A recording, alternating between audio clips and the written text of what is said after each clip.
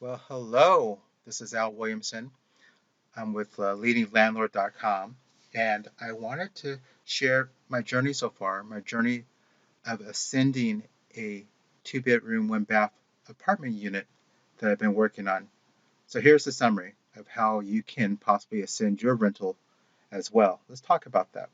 And for those who don't know me or have never met me in real life, I'm a landlord for more than 20 years. I am down to just 9 units now. 8 of those are residential, and 5 of those are short-term or flexible-term units. I'm a civil engineer, a couple of engineering degrees. I'm a community advocate. That's a big part of me, working on making sure landlords are a benefit to their communities and not a drain on their communities. And I'm an ancillary income specialist, meaning I look for ways and document ways landlords can increase their income by doing other things than just collect rent. And as you can see, I am the apple of three people's eyes. That's my family. I'm a big old family man. I want to share with you a story of when I had to pull over.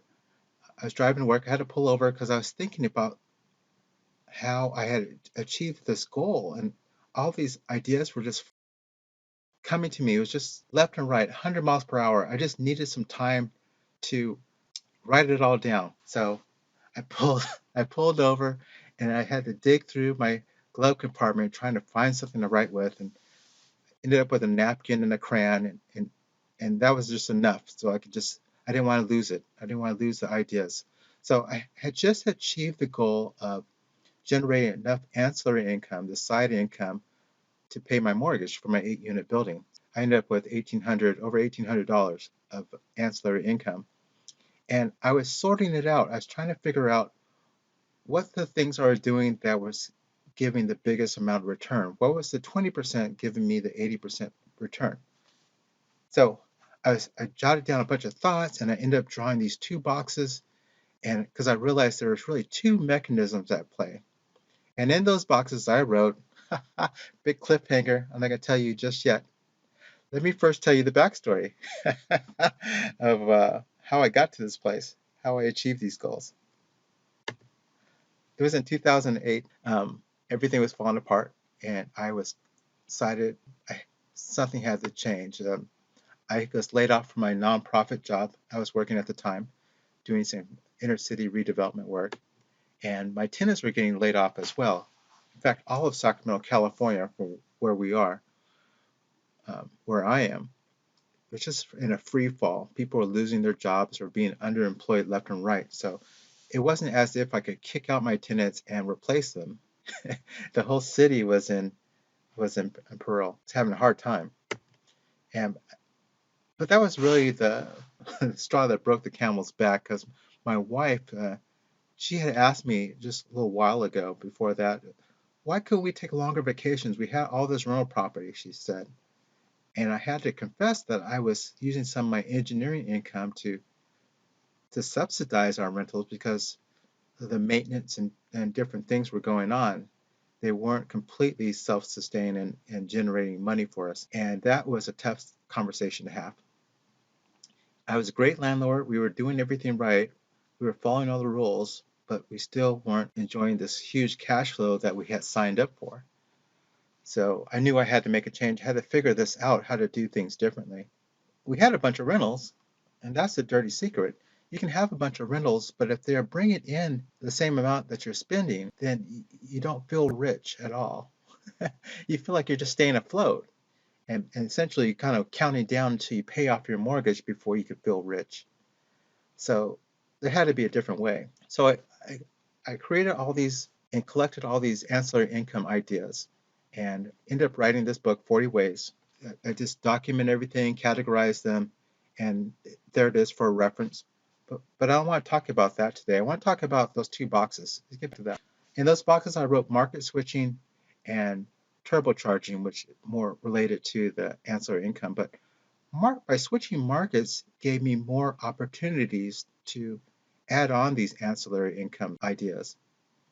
By staying with landlording, there's not that many ancillary income ideas, but as you leave traditional landlording and move away from it, then there's a lot more ancillary income ideas and profit centers that you can tack on. Let's get right into it. I want to share with you what I did. So I started with this 2-bed, 1-bath apartment, and I decided to experiment with it. It was renting for $850, and really the net we assigned the net was $200 per month for this.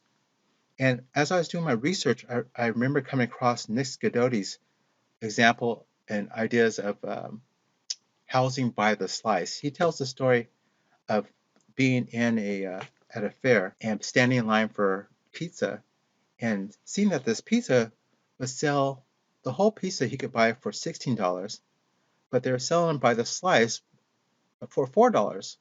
So he did the math and he said, well, 4 times 8 pieces is 32, whereas they were selling it for 16 for a whole.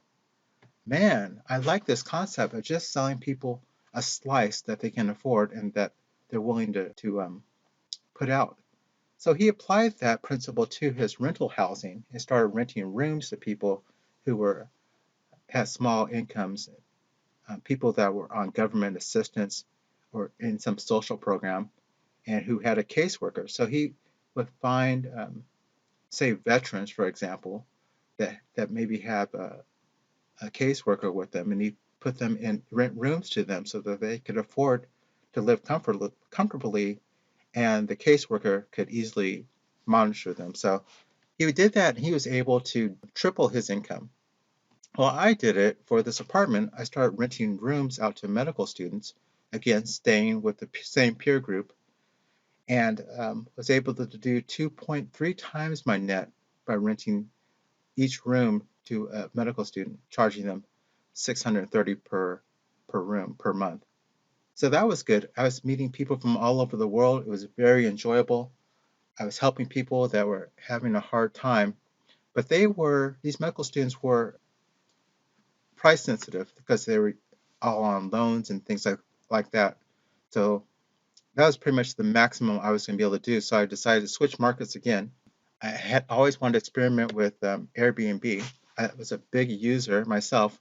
I really didn't want to do that much more hosting. I was hosting occasionally, but I didn't want to do much hosting because people's expectations were different. When I stayed with people, they would bring me cookies, they would carry my luggage and do all kinds of great stuff for me. But as a landlord, I just did not want to do that for the guests. So it wasn't until this business travel ready category came out in 2015 that I really jumped on board with it because it was set up more for landlords and also to cater just to business travelers who didn't want any roommates. They wanted the entire place to themselves. So I was all into that. My research was telling me that I could get about close to $1,500 for my apartment, my 2-bed, 1-bath, if I put it on Airbnb. So that's what I did. But a little bit more about Airbnb. Let's compare it to the Marriott. The Marriott has 1.1 million rooms under management. They are the largest corporate hotel chain on earth, and they're in 101 countries right now. So they're the big boys. But when we contrast that to Airbnb, they have 1.5 million rooms under management. So they are even larger than the largest hotel on earth, and they are in 191 countries. So they have more penetration than the Marriott. So you can see with all the tension and all the hubbub is about, these guys who came on, started in 2007, surpassed the largest hotel chain on earth. So they definitely have the reach. You definitely want to check out Airbnb because it you're able to leverage their penetration and their marketing. So anyway, I switched to Airbnb and I was able to increase my net by 3.3 times what a typical landlord was making. So I was able to make like $1,460 or so. So it came out to be about $670 more, or at least that was my net. So I was doing pretty good. But I had slowly evolved with Airbnb to a monthly stay, so it's just catering to people who want to stay a month at a time. So I fall into a traditional landlord month to month category. so people understood that. But I was using Airbnb to fill my month-to-month rentals. So that's how I was operating. But so when I was out there with all that market exposure, I started getting inquiries from traveling nurses. Sacramento happens to be a large traveling nurse destination, and these guys are great. They stayed 3 months at a time. And since cleaning costs were really the things that eat the most of my profits, I could spread that over 3 months instead of each month. So it was definitely giving me a larger net because my expenses were going down. I only had to turn the unit every 3 months. So because of that, I was able to increase my net 5.3 times for the same unit. So my net is $1,000 more for the same unit by ascending how I use the property.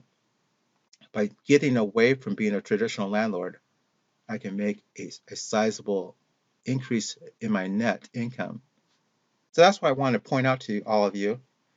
And oh, here's an email saying I was, quoting a guy. It's the first time I quoted $1,876 for a 30-day stays. I'm hedging towards $1,900 and $2,000 now. So securing that. I can hear a lot of people saying already, hey, this is never going to work. That's a lot of self-talk. I've had it myself. I show this to people and they start coming up with excuses of why it won't work for them. But this works. One form of this from peer-to-peer housing works even in the most crime-ridden areas, and with the lowest income people, you can always rent per room, do housing by a slice. That's always works. And if your neighborhood's a little bit better, you can always move it towards Airbnb. That's been, it's a successful business model. You can move towards some form of month-to-month housing. You can do it. And in fact, my next later on this week, I'll put together some case studies of people who are doing it that I've met and have worked with. Under all kinds of circumstances, they're able to transcend how they use their units and make quite a bit more money. So let's never work. It'll never work attitude. Let's talk about that. So I've been working at this for a long time now, trying to get to this point where I have all the resources available to share and the proof and the case studies, and I'm finally there. So I feel like I have a certain amount of authority now. And with that authority, I can give you the power, I can give you permission to be bigger than a landlord if you want, be much larger, be much more profitable than a traditional landlord, to leave the Craigslist pursuit of market rents and start competing against extended stay hotels and higher end hotels, going after that money instead of competing with landlords. So if you accept it with the power invested in me, I am giving you the power. You can change now, okay? You got permission to change. Hey, I want to hear what you think of this. If you like these type of videos, leave some comments below and tell me what you think about ascending. If you're interested in that, hearing more about that, or if you have any questions, let's hear from you. I want this to be more of a dialogue. So that's why I'm doing these videos. All right. Hey, thank you. I'll talk to you later on.